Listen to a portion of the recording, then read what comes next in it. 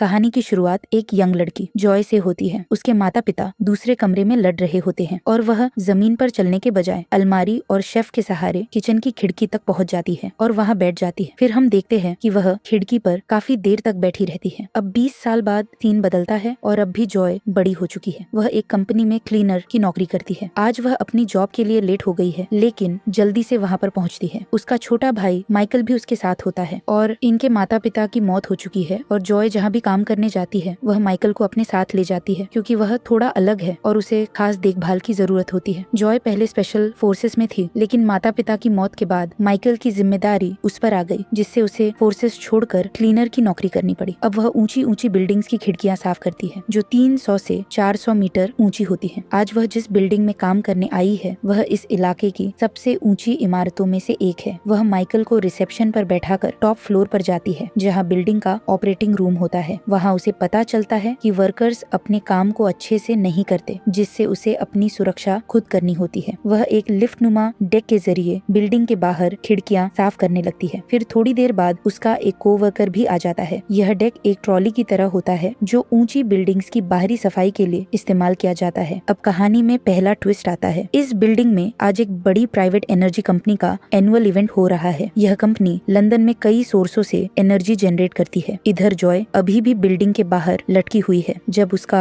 Co-worker अपनी सफाई पूरी करके ऊपर चला जाता है। अब जॉय अकेली रह जाती है, लेकिन अपने सफाई के काम को करती रहती है। दूसरी तरफ एनर्जी कंपनी के सीईओ और फाउंडर्स, जो दो भाई हैं, फंक्शन शुरू होने से पहले ही नशे में डूबे होते हैं। वहीं फंक्शन की तैयारियां जोर शोर से चल रही होती है। हॉल में परफ्यूम की कुछ बोतलें भी रखी हुई हैं, जो कहानी में आगे इम्पोर्टेंट रोल निभाने वाली है। अब जॉय भी अपनी सफाई का काम पूरा कर लेती है और वह भी ऊपर जाना चाहती है। जब वह टेक्निकल स्टाफ को काम पूरा होने की खबर बताती है तो वे उसे डेक से ऊपर जाने की सलाह देते हैं। जॉय उन पर भरोसा कर लेती है और डेक पर चढ़ जाती है। अब वह अपनी मैनुअल रोप खुद अलग कर देती है और डेक छत की तरफ बढ़ने लगता है। जॉय कितनी ऊंचाई पर है इसका अंदाजा इस बात से लगाया जा सकता है कि जब उसके हाथ से पानी से भरा एक फोम नीचे गिरता है और वह किसी नीचे गुजरते हुए व्यक्ति से टकराता है तो उसकी हालत इतनी खराब हो जाती है कि उसे रेस्क्यू करना पड़ता है। इसी दौरान बिल्डिंग के अंदर कुछ लोग मास्क पहनकर आते हैं। देखने में लगता है कि ये कंपनी के लोग हैं क्योंकि उनके मास्क पर कंपनी का लोगो बना हुआ है। ऐसा लगता है कि एडमिनिस्ट्रेशन ने उन्हें मास्क पहनने के लिए कहा होगा और लोग उन्हें इसी तरह ही वेलकम कर रहे हैं। लेकिन कुछ ही देर में माहौल पूरी तरह बदल जाता है। मास्क पहने लोग अचानक कंपनी के मेन ऑपरेटिंग सेंटर में मौजूद स्टाफ को मारकर वहाँ खुद ऑपरेट हो जाते हैं। उसी समय जॉय की लिफ्ट ऊपर जा रही होती है, लेकिन तभी एक डेड वर्कर का हाथ लगने से लिफ्ट बीच में ही रुक जाती है। अब वह एक बहुत ही खतरनाक जगह पर फंस गई है, ठीक उसी फ्लोर पर जहाँ कंपनी का फंक्शन चल रहा है। अब मास्क पहने लोगों ने ऑपरेटिंग रूम का पूरा कंट्रोल अपने हाथ में ले लिया है और जॉय, जो इतनी ऊंचाई पर फंसी हुई है, वह कुछ नहीं कर सकती क्योंकि उसने अपनी सेफ्टी रोप पहले ही छोड़ दी थी, जिससे वह खुद को ऊपर या नीचे नहीं ले जा सकती। अब उसकी बदकिस्मती यह है कि वह बिल्डिंग की खिड़की से अंदर का पूरा नजारा देख सकती है, लेकिन कुछ कर नहीं सकती। मास्क पहने लोग अपने मुंह पर ऑक्सीजन सिलेंडर लगाते हैं और एक बटन दबाते हैं। इसके साथ ही हॉल में रखी परफ्यूम की बोतलों से एक गैस निकलने लगती है, जिससे वहाँ मौजूद लोग बेहोश होने लगते हैं। लोग इससे बचने की कोशिश करते हैं, लेकिन कोई फायदा नहीं होता। इस बीच जॉय का भाई माइकल भी बिल्डिंग के उसी हिस्से में पहुंच चुका होता है जहाँ जॉय सफाई कर रही थी। वह जॉय की मदद करना चाहता है, लेकिन पूरी बिल्डिंग में परफ्यूम की बोतलें रखी है और गैस हर जगह फैल रही है, जिससे माइकल किसी तरह बचते हुए एक कमरे में छिप जाता है ताकि वह गैस से सुरक्षित रह सके। लेकिन बिल्डिंग में मौजूद बाकी सभी लोग बेहोश हो जाते हैं। सिर्फ मास्क पहनने वाले लोग ही बचे रहते हैं। अब मास्क वाले लोग कंपनी के सभी सीईओ और शेयर होल्डर्स को इकट्ठा करते हैं और उन्हें एयर फिल्टर मास्क देते हैं ताकि वे होश में रहें और सांस ले सकें। फिर वे इन लोगों से बात करना शुरू करते हैं। अब पता चलता है कि ये मास्क पहनने वाले लोग असल में पर्यावरण को बचाने वाले एग्जीक्यूटिव हैं। उनका कहना है कि यह कंपनी झूठ बोल रही है। कंपनी एनर्जी तो बनाती है, लेकिन इसके कारण बहुत ज्यादा वेस्ट पैदा होता है, जिससे इकोसिस्टम खराब हो रहा है। कई जानवर मर रहे हैं और इस कंपनी के आसपास रहने वाले लोगों की सेहत भी बिगड़ रही है। इसका मतलब साफ है कि ये मास्क पहने लोग लोगों को बंदी बनाकर इस कंपनी की सच्चाई दुनिया के सामने लाना चाहते हैं। लेकिन एक और चौंकाने वाली बात सामने आती है। इस कंपनी के दो सीईओ, जो असल में दो भाई हैं, केवल बिजनेसमैन ही नहीं बल्कि पार्लियामेंट के मेंबर भी हैं। ये सीईओ और शेयर होल्डर्स आसानी से लोगों को धोखा देकर इस टॉक्सिक कंपनी को चला रहे थे। मास्क पहने लोग इन सब सबसे चाहते हैं कि वे अपने अपने अकाउंट्स के पासवर्ड दें ताकि कंपनी से जुड़ी सारी सीक्रेट जानकारी आम जनता के साथ शेयर की जा सके। इसके अलावा वे इन सभी लोगों से कबूलनामे भी लेना चाहते हैं। अब तक तो उनकी मांगे सही लगती हैं, बस उनका तरीका गलत था। लेकिन अब कहानी में ट्विस्ट आता है। मास्क पहने लोगों ने सभी सीईओ और शेयर होल्डर्स को एक जगह बिठा दिया है। तभी उनकी टीम का एक आदमी नोवा अपने बॉस की मर्जी के खिलाफ जाकर कंपनी के 2 सीईओ में से एक को गोली मार देता है, जिससे सभी चौंक जाते हैं क्योंकि वे यहाँ सिर्फ सच उजागर करने आए थे। लेकिन अब यह मामला हत्या तक पहुंच चुका है। उनका लीडर मार्कस नोवा से पूछता है कि उसने ऐसा क्यों किया। इस दौरान जॉय जो बिल्डिंग के बाहर लटकी हुई है, जब पार्लियामेंटेरियन को मरते हुए देखती है तो वह बाहर खिड़की पर SOS साइन बना देती है ताकि कोई पुलिस को बुला सके। बाहर मौजूद मास्क पहने लोगों में से एक इसे देख लेता है और अपने लीडर मार्कस को बताता है। मार्कस नोवा को जॉय के पास भेजता है, जिससे उसकी जान को खतरा बढ़ जाता है। लेकिन इससे पहले कि नोवा जॉय को कुछ कर सके, दूसरा पार्लियामेंटेरियन वहाँ से भागने की कोशिश करता है। मार्कस उसे पकड़ लेता है, लेकिन जब नोवा को इसका पता चलता है तो वह खुद वहाँ पहुँच जाता है। अब नोवा का मकसद सिर्फ कंपनी को एक्सपोज करना नहीं रह गया था,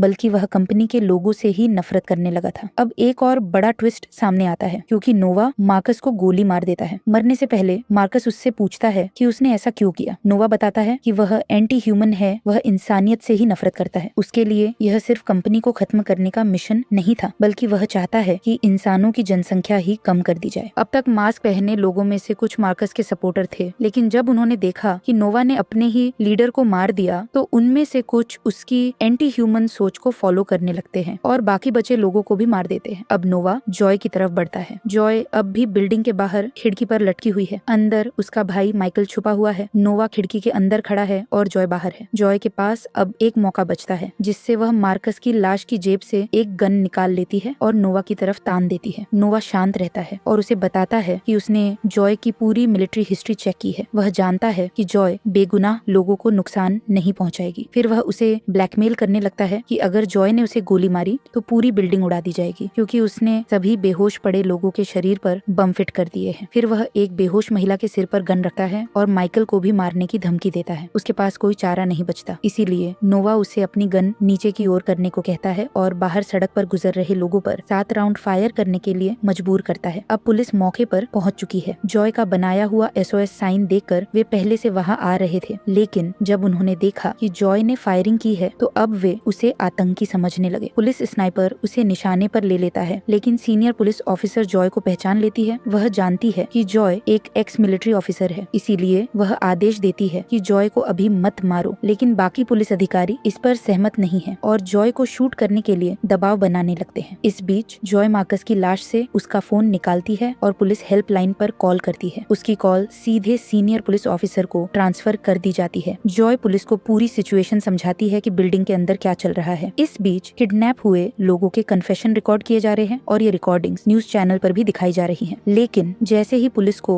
नोवा के बारे में सारी जानकारी मिलती है, वे भी उसकी डिटेल्स न्यूज पर चला देते हैं। ऑपरेटिंग रूम में बैठी जी, जो नोवा के मकसद से अनजान थी, जब ये न्यूज देखती है तो उसे समझ आता है कि नोवा असल में क्या करने वाला है। अब सुपरिंटेंडेंट नोवा से बात करने की कोशिश करती है। कॉल ट्रांसफर होते ही नोवा धमकी देता है कि अगर उसे कुछ हुआ तो उसकी कलाई पर बंधा बैंड ऑटोमेटिक ट्रिगर हो जाएगा और बम से बंधे लोगों की जान चली जाएगी। उधर पुलिस सीक्रेट तरीके से बिल्डिंग में घुसने की कोशिश करती है, लेकिन नोवा कैमरे के जरिए उन्हें देख लेता है और जिस वैन में पुलिस आई थी उसमें लगे बम को ब्लास्ट कर देता है। अब न्यूज चैनलों पर ये रिपोर्ट आने लगती है कि आतंकवादियों ने कोई डिमांड ही नहीं रखी। अब नोवा जॉय को बातों में उलझाकर बिल्डिंग में एक और धमाका करने के लिए एक्सप्लोसिव नीचे भेजता है, लेकिन पुलिस ऑफिसर समय रहते जॉय को वार्न कर देती है, जिससे जॉय फौरन डेक को छोड़कर खिड़की के सहारे साइड में खिसक जाती है। फिर जैसे ही बम ब्लास्ट होता है, डेक गिर जाता है और सभी को लगता है कि जॉय मर गई है, लेकिन असल में जॉय खिड़की से लटक रही होती है। उसका भाई माइकल और एक पुलिस ऑफिसर उसे अंदर खींच लेते हैं, लेकिन अब नोवा को भी पता चल जाता है कि जॉय बिल्डिंग के अंदर आ चुकी है। अब नोवा को यहाँ से निकलने की जरूरत पड़ती है। उसने सभी किडनैप लोगों के कन्फेशन रिकॉर्ड करवा लिए हैं, लेकिन बिना किसी दिक्कत के बिल्डिंग से बाहर निकलने के लिए उसे नेगोशिएशन की जरूरत होगी। लेकिन वह नेगोशिएशन करने के बजाय अपनी टीम को जॉय को खत्म करने के लिए भेज देता है, यानी उसके पास यहाँ से निकलने का कोई सीक्रेट प्लान है और वह जितने भी लोग बच गए हैं उन्हें मारकर ही यहाँ से भागना चाहता है। अब जॉय भागकर एक कोने में छिप जाती है। जैसे ही नोवा की टीम उसे मारने के लिए आती है, जॉय उन पर भारी पड़ती है। वह एक एक्स मिलिट्री मिलिट्री विमेन है, तेज और फुर्तीली। फिर वह नोवा की टीम के कई लोगों को मार देती है। इस बीच नोवा एक वीडियो रिकॉर्ड करता है जिसमें वह अपने असली इरादे बताता है, जिसमें वह इंसानों को ही धरती के लिए सबसे बड़ा खतरा मानता है। इसके बाद उसकी वीडियो जी को भेजी जाती है जो ऑपरेटिंग रूम में बैठी है। जैसे ही वह वीडियो देखती है उसे समझ आता है कि नोवा पूरी तरह साइको है और अब बिल्डिंग में मौजूद हर कोई मरने वाला है, सिर्फ नोवा को छोड़कर, जिससे जी भागने की कोशिश करती है लेकिन उसे मार दिया जाता है। फिर जॉय ऑपरेटिंग रूम में पहुंचती है और वह वहां पर मौजूद आखिरी शूटर को मार देती है। अब जॉय और माइकल मिलकर बिल्डिंग के सिस्टम से सारे डेटा और सबूत एक चिप में सेव करते हैं। फिर जॉय जानबूझकर नोवा को खुद को पकड़ने के लिए उकसाती है। इससे पहले कि वह बिल्डिंग से बाहर जाकर बम को ट्रिगर कर सके, जॉय चाहती है कि वह पहले उसे पकड़ने आए। इस दौरान जॉय पुलिस ऑफिसर को बताती है कि वह एक्स मिलिट्री है और उसका फर्ज है कि वह किडनैप हुए लोगों को बचाएगी। फिर वह अपने भाई माइकल को लिफ्ट से बाहर भेज देती है ताकि वह बिल्डिंग से सुरक्षित निकल सके। अब आखिरी लड़ाई शुरू होने वाली होती है। नोवा जॉय को मारने के लिए बिल्डिंग में उसे ट्रैक करता हुआ आ जाता है, लेकिन जॉय चुपके से उसके साथियों को खत्म कर देती है। मगर वह नोवा को नहीं मार सकती क्योंकि वह जानती है कि उसकी कलाई पर बंधा बैंड उसके मरते ही बम्स को ट्रिगर कर देगा, जिससे वह नोवा से वह बैंड छीनने के लिए उससे जानबूझकर लड़ाई करने लगती है। जॉय और नोवा के बीच काफी देर तक जबरदस्त लड़ाई होती है। लड़ाई के दौरान नोवा एक खिड़की से टकराता है जिससे कांच टूट जाता है और वह नीचे लटक जाता है। नोवा जॉय को आखिरी बार याद दिलाता है कि उसकी कलाई पर बंधा बैंड क्या कर सकता है। अगर उसे कुछ हुआ तो बम्स ट्रिगर हो जाएंगे, लेकिन तभी जॉय उसे अपना हाथ दिखाती है और नोवा को एहसास होता है कि उसका बैंड अब जॉय के हाथ में है, जिससे जॉय बिना किसी झिझक के उसे नीचे फेंक देती है। इसके बाद जॉय पुलिस को बिल्डिंग टेक ओवर करने का सिग्नल देती है। अब तक ज्यादातर आतंकवादी मारे जा चुके होते हैं और नोवा भी मर चुका होता है। क्योंकि बम्स का कंट्रोलिंग बैंड अब जॉय के पास है, इसलिए खतरा टल चुका है। फिर पुलिस बिल्डिंग में घुसकर